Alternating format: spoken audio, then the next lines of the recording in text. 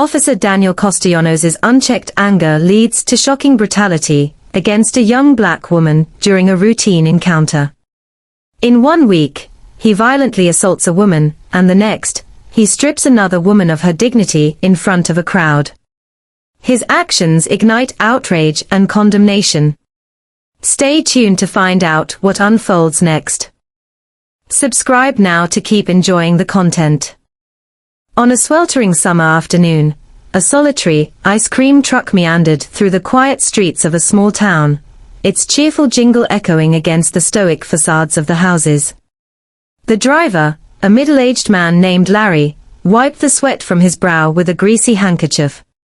His eyes squinted behind thick spectacles, scanning the sidewalks for any sign of children eager for a frozen treat.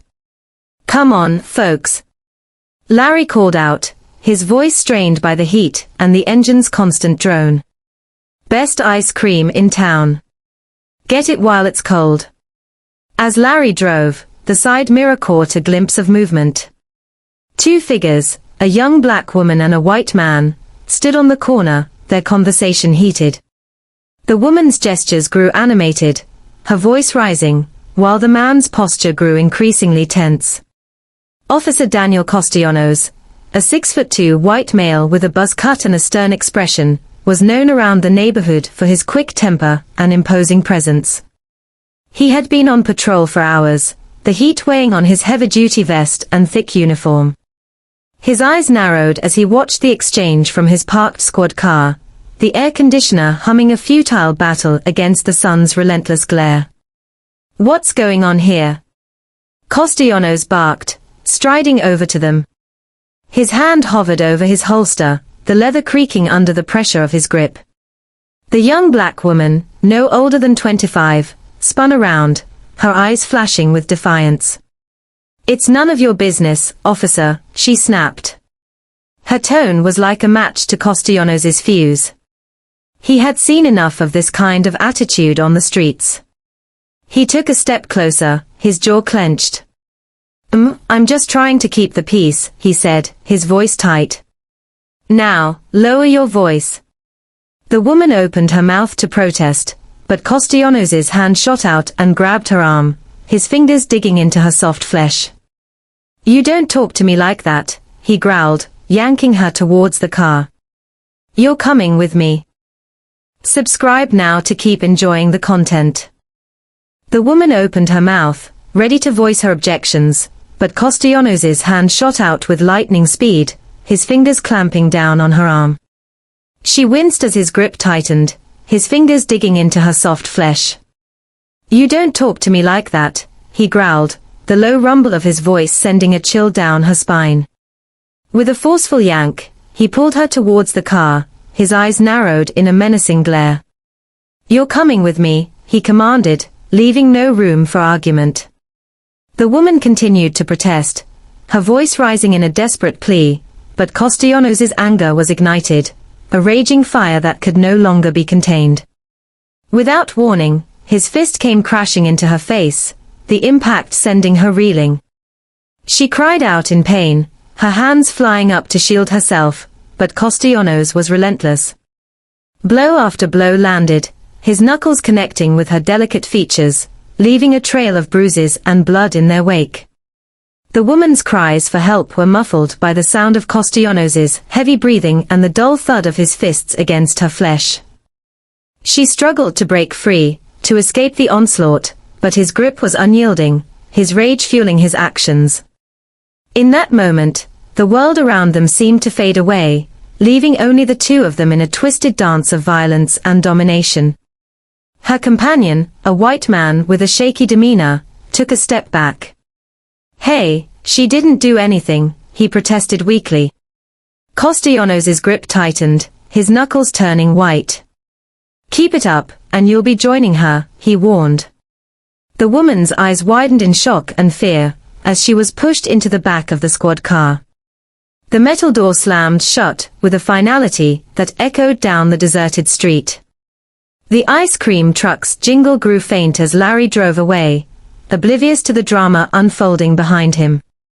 The sun had dipped below the horizon by the time Castellanos pulled into the station, his thoughts racing. He knew he had crossed a line, but his anger had gotten the better of him. The woman sat in the back seat, her silence a stark contrast to her earlier outburst. Her cheek was already starting to swell, a dark bruise blossoming like a twisted flower around her eye. In the coolness of the station, Castellanos' grip on the situation began to slip. His sergeant, a burly man with a no-nonsense attitude, looked up from his paperwork as the woman was escorted in. Subscribe now to keep enjoying the content. What's this about? He asked, his gaze flicking from Castellanos to the bruised woman. Verbal assault, Castellanos said curtly. And she resisted arrest. The sergeant's eyebrows shot up. Looks like you had quite the time, he said, his voice heavy with sarcasm. Book her, Daniel, and let's hope she doesn't press charges. Castellanos nodded, his jaw clenched. He knew the sergeant didn't approve of his methods, but he couldn't help the way his temper flared when people talked back. It was a trait that had gotten him into trouble before, but he had always managed to talk his way out of it. As the woman was led away to be booked, Castellanos felt a twinge of doubt. He had always had a short fuse, but lately, it seemed like the tiniest spark could set him off.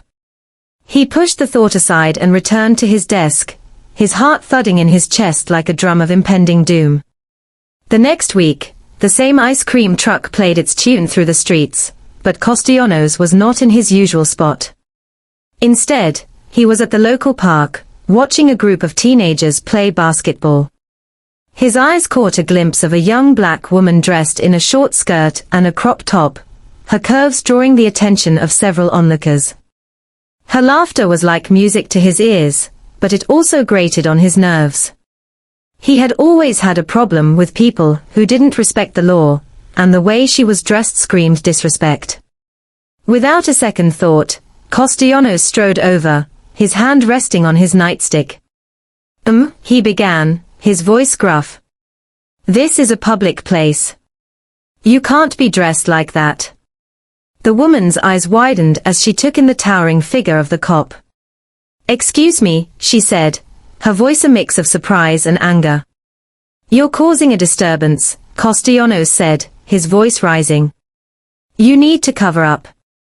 The scene at the park grew tense as the woman's friends gathered around her, a protective barricade.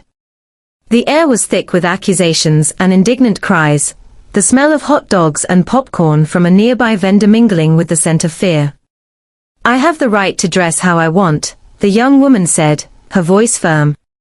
Castellanos' face turned red, his temper boiling over. You're a disgrace, he spat. In a place like this, you should have some decency. Subscribe now to keep enjoying the content. The crowd grew larger, phones poised to record. Castellanos knew he was being watched, but he didn't care. He had to make an example of her. With a swift motion, he grabbed the hem of her skirt and yanked it up, exposing her to the stunned onlookers. The woman's scream was shrill and piercing, cutting through the din of the park. She tried to cover herself, but Castellanos was too quick. He grabbed her wrists, his grip like steel, and pulled her arms away from her body. The fabric of her top gave way with a sickening rip, and she was left standing there, naked and trembling with humiliation. The crowd gasped, a collective intake of breath that seemed to suck the air from the space around them. Castellanos felt a surge of power, his chest puffing out as he stared down at the woman, her eyes wide with horror. You want to be seen like this, he shouted, his voice echoing off the nearby swings and slides. Fine. You can explain it to everyone here. The woman's body was a canvas of anger and humiliation, her bare top heaving with sobs, as she struggled to cover herself with her torn clothing. The teenagers playing basketball stopped, their eyes wide with shock and disbelief. The parents on the sidelines gasped, their jaws dropping in unison as they shielded their children's eyes from the unfolding scene. A murmur grew among the onlookers, a rumble of discontent that grew louder by the second. Cell phone cameras clicked on, capturing the moment of Castellanos' overreach in high definition. He could feel the weight of their stares, their judgment pressing down on him like a heavy, unwelcome blanket. "What the hell, man?" one of the men nearby yelled, starting to move towards Castellanos. The cop's hand shot out, pointing his nightstick like a weapon. "Back off," he snarled. "Or you'll be next." But it was too late. The woman's friends had gathered around her, wrapping her in a jacket and leading her away, their eyes shooting daggers at the towering figure of the cop. The crowd began to murmur among themselves, the whispers of disgusting and pervert reaching his ears. The story about Castellanos' shameful misconduct had quickly made its way through the ranks, eventually reaching the ears of the sergeant. Incensed by the reports of Castellanos' unethical behavior, the sergeant wasted no time in calling him directly. With a tone of authority and disappointment, the sergeant ordered Castellanos to report back to the station immediately. Subscribe now to keep enjoying the content. Castellanos, caught off guard by the sergeant's stern command, felt a sense of dread wash over him. He knew that his actions had not only tarnished his own reputation, but had also brought shame to the entire department. As he hurriedly made his way back to the station, Castellanos couldn't help but wonder what consequences he would face for his transgressions. Back at the station, Castellanos knew he was in hot water. The sergeant's expression was thunderous as he slammed the door to the interrogation room. "What the hell were you thinking, Castellanos?" he roared. Castellanos shifted in his chair, his palms slick with sweat. He had always been able to justify his actions before, but this time, the words wouldn't come. He had gone too far, and he knew it. "It's all over the news," the sergeant continued. "You've made a spectacle of yourself and the department. You're suspended without pay until further notice." The room spun around him, the walls closing in like a vice. His heart raced, his chest tight. He had lost control, and now he was paying the price. The days passed in a blur of anger and recrimination. Castellanos' phone buzzed with messages from his colleagues, his family, all demanding answers he didn't have. The town was in an uproar, and his name was on everyone's lips. He tried to explain, to justify, but the words felt hollow, even to his own ears. And then the lawyers came knocking. The young woman had filed a lawsuit, citing assault, battery, and violation of civil rights. The town was divided, some calling for his head, others claiming it was just another case of a cop doing his job. The trial was a media circus, the courtroom packed with reporters eager to get the latest scoop. Castellanos sat rigidly in the defendant's chair, his eyes fixed on the judge, trying to ignore the whispers that filled the room. The woman took the stand, her eyes never leaving his as she recounted the events of that fateful day. Her voice was steady, her dignity unshaken despite the horror of what had been done to her. The evidence was damning, the cell phone videos, the eyewitness testimony, the medical reports detailing her injuries. Castellanos' own colleagues took the stand, reluctant to testify against a fellow officer, but unable to deny what they had seen. In the end, the jury took less than an hour to reach a verdict. "Guilty," they said, their voices ringing out like the toll of a bell. Castellanos felt the floor drop out from under him, his world collapsing around him. As the gavel fell, sealing his fate, he knew that his career was over. The badge that had been his identity, his shield, was now a mark of shame. The anger that had fueled his actions now burned like a brand on his soul. He was fired, his name forever tarnished. The town that had once revered him now spat on the ground as he passed, their eyes filled with contempt. The only thing left was to face the consequences of his rage, to live with the knowledge that he had destroyed not only a young woman's dignity, but his own life as well. Thanks for watching, please subscribe to help our channel grow.